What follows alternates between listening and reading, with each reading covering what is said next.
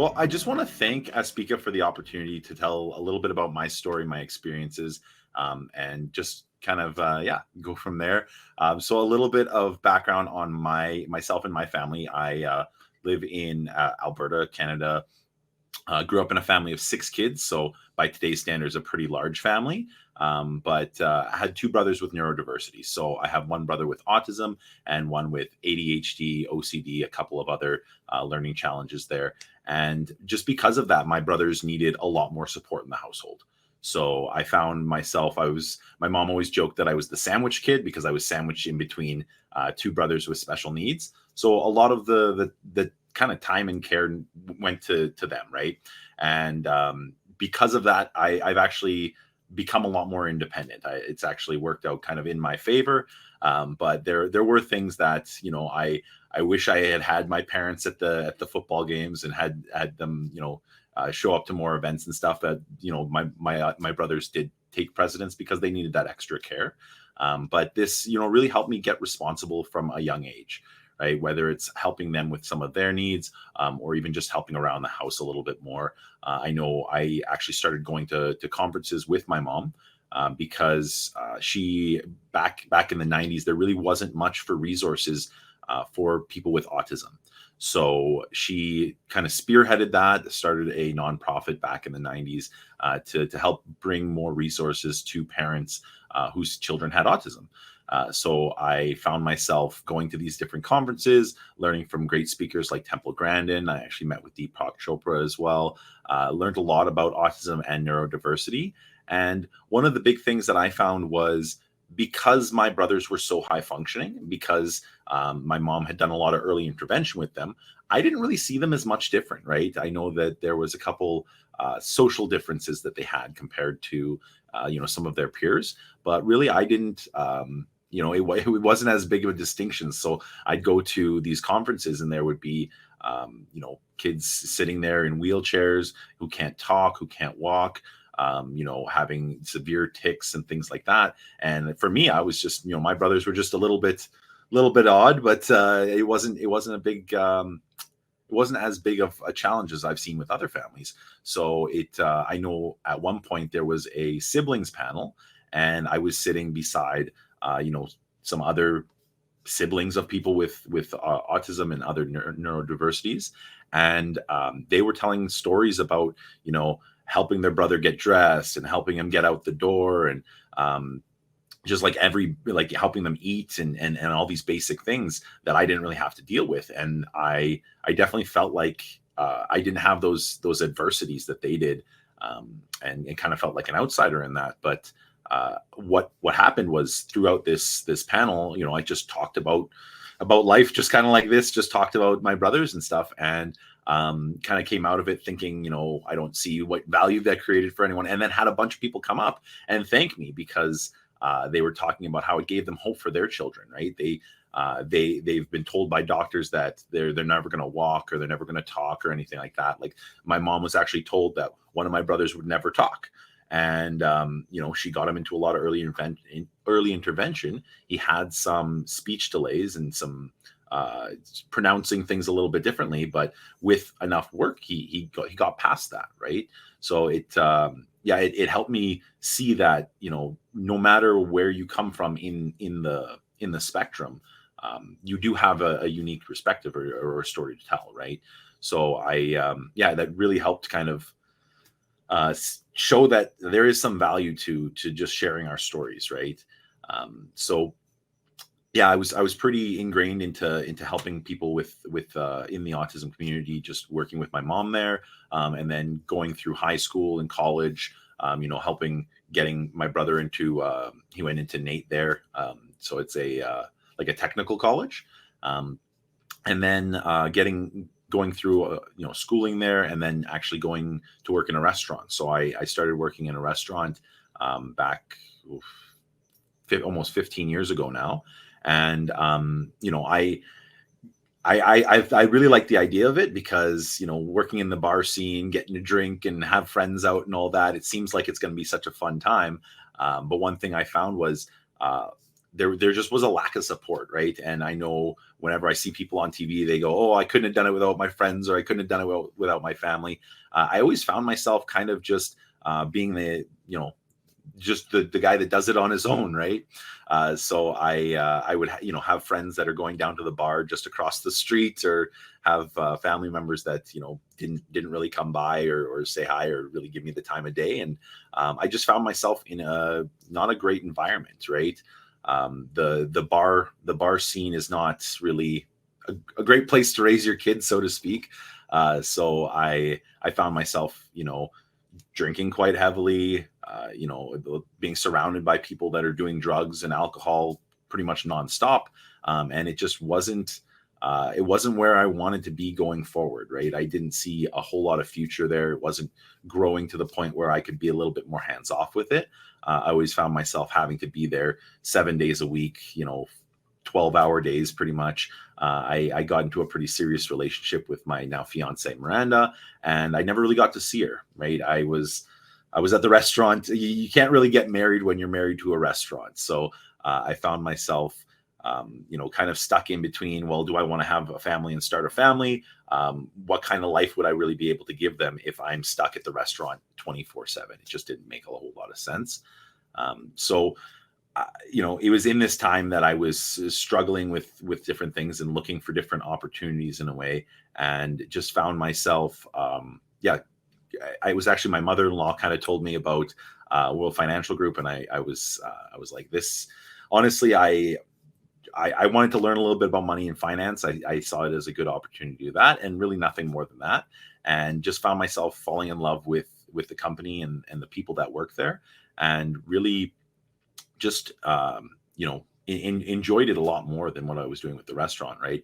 They're both elements of service. So I found I like to serve people. I like to give people what they need. But when it's a bottle of wine or a plate of food, that's very short-lived, right? They may be going home with a full stomach, but they're going to be a little bit emptier on the wallet, and it's pretty short-lived there. So to be able to do something that's a lot more tangible and affecting people's lives going forward is something that I've always wanted to do. And this really gave me that opportunity, right? So I started with the firm part-time, just learning about, how we can help people out. And then I actually transitioned full-time during the pandemic there in 2020.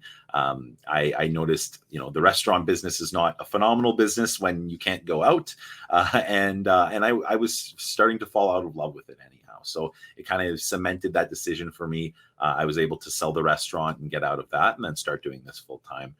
So it was a really different shift, right? To go from restaurants and bars to money and finance. But I found there was a lot of correlation, right? In either sense, you're going to be working with people, helping them get what they need and serving them, right? That's really ultimately what I think we're all here to do, is just be of service to others.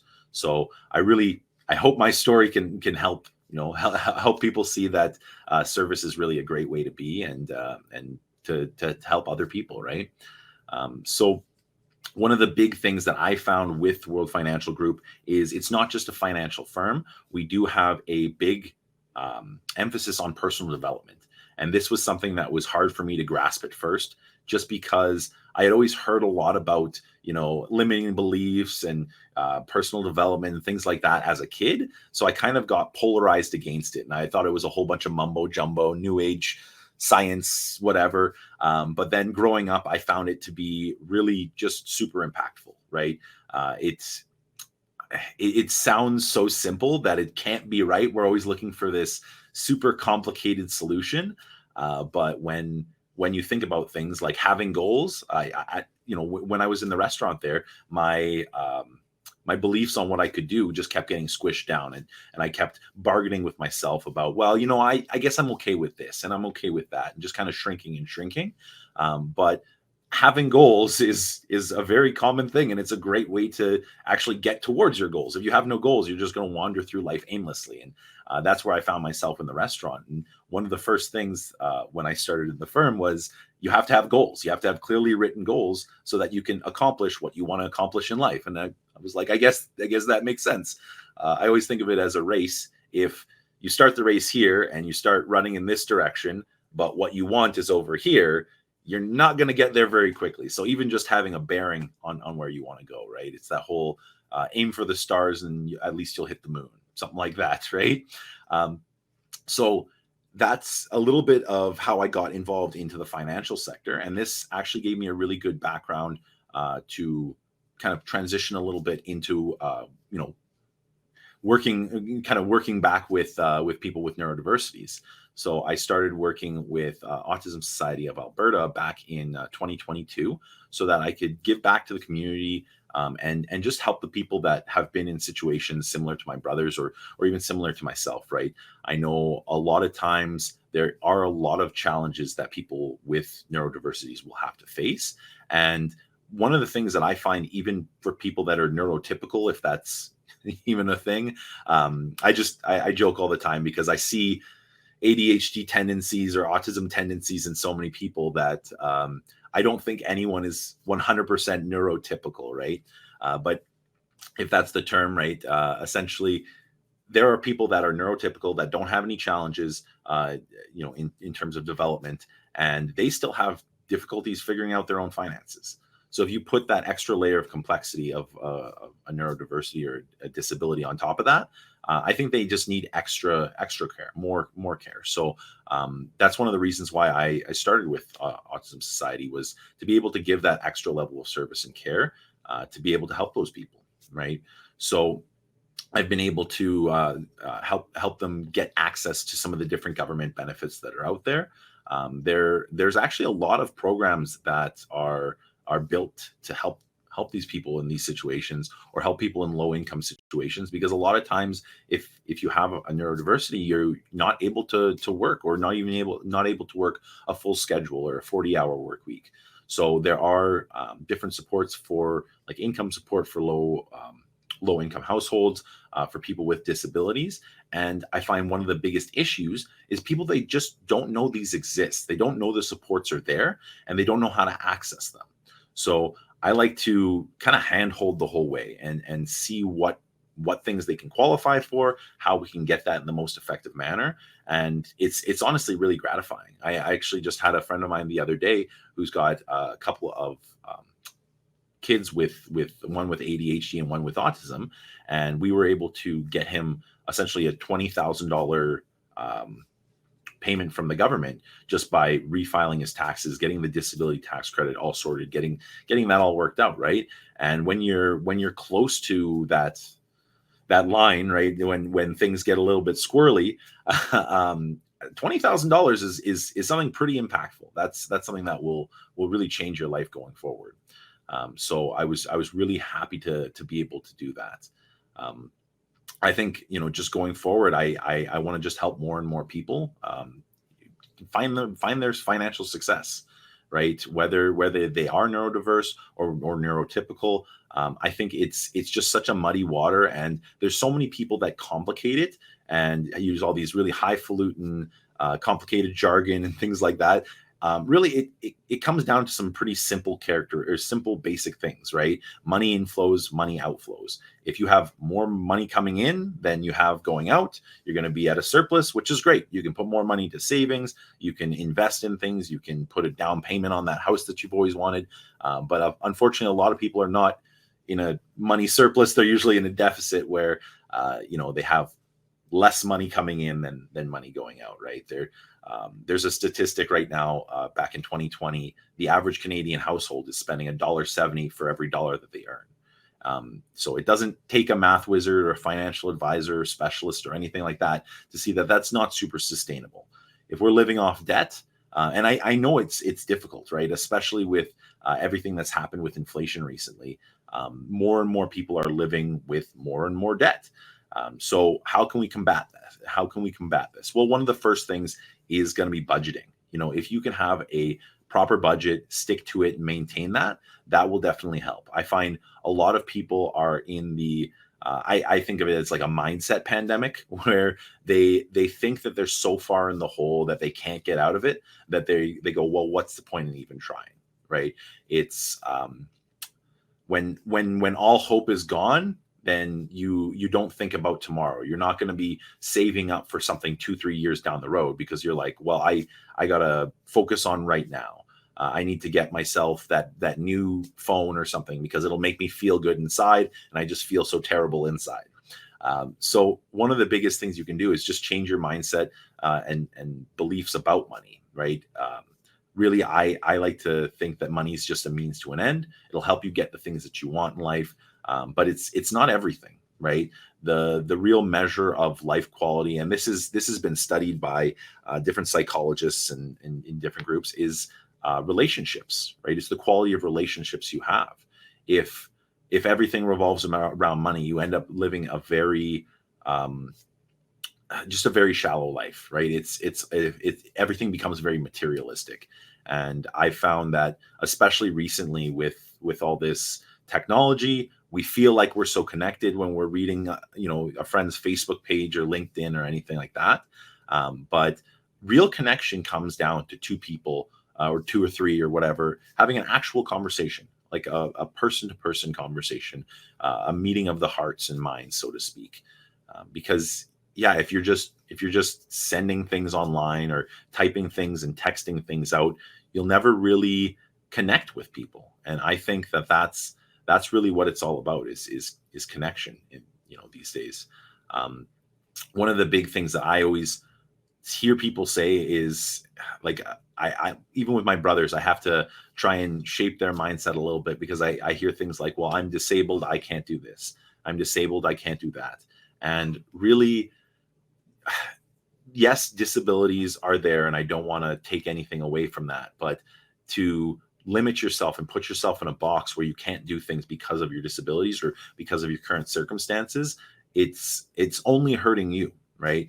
I've heard this, called limiting beliefs, right? If you have a belief that limits your ability to do things or limits your capacity, you're really just putting yourself in a box. And yes, you may have some trauma. Things have happened that are bad in the past, and I don't want to minimize that in any way.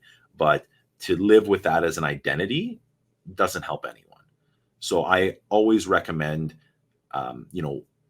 you can learn from the past, but don't live in the past, right? Live in the future, live in the goals and dreams and the things that you want to achieve in life, and feel what it's going to be like to achieve those different dreams, because that's really what's going to help you move forward and push through the adversities that we have in our lives, right?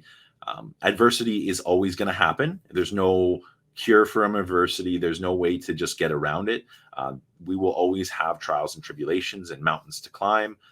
But if you focus on what you want to accomplish, you can push through those, right? I always say there's really two things that you can control, and everything outside of what you can control or your sphere of influence is not something that you should really focus too much on, right? Politics right now are going crazy, and the world's going crazy in a lot of different ways, and there's really not a whole lot we can do there, right? I can submit one vote for one of the two sides, but that's not really going to change a whole lot in the grand scheme of things. So I don't focus too much on politics. I like to focus on the things that I can do. I can have a good attitude, and I can do some good activity. And that's why I always say those are the two things that are the best things to focus on, is attitude and activity, because those are the things that you can control and that you can change, right? I guess a couple things just to kind of close out here or leave you with something is, it's never too late to start, right? Or to change what you're doing. I know a lot of people that I work with that have had 3, 4, 5 careers before. They're in their 50s, and they're just looking for a change. And one of the biggest things I've heard is, well, I've always done this, so I can't do that. Well, you didn't know how to walk before you walked. You didn't know how to talk before you talked, right? Like, things can be learned. That's the beauty of the human spirit, is we can learn things, we can develop, we can grow, we can change. So don't focus on what you've done in the past if you want to have a different future, right? If you're always doing what you've always done, you're going to continue getting the results you've always gotten. So you can really change your script at any point, right?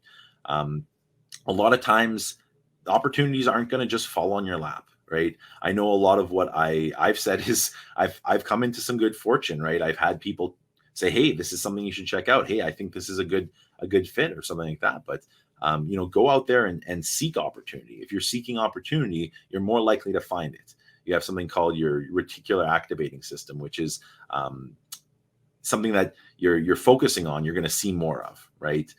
If you just got a blue Honda and you go driving around, you're going to see a lot more blue Hondas because now you're thinking about it, right? So if you're looking for opportunities, you're going to be more likely to find them. Really, at the end of the day, anything that you want to achieve, it's going to take some work, right? It doesn't come easy, and I'm not saying that it does. You're going to have to work hard for it, and really, that's the key to success, right? If you ask any millionaire or billionaire or people that are big speakers in different spaces or that have achieved anything, they're not going to say, well, my dad gave me this and that's the end of it. It's always going to take a lot of work. So you got to put in the hours, you have to be consistent, and really remember that anything that's worth achieving is going to take some degree of effort at the very least.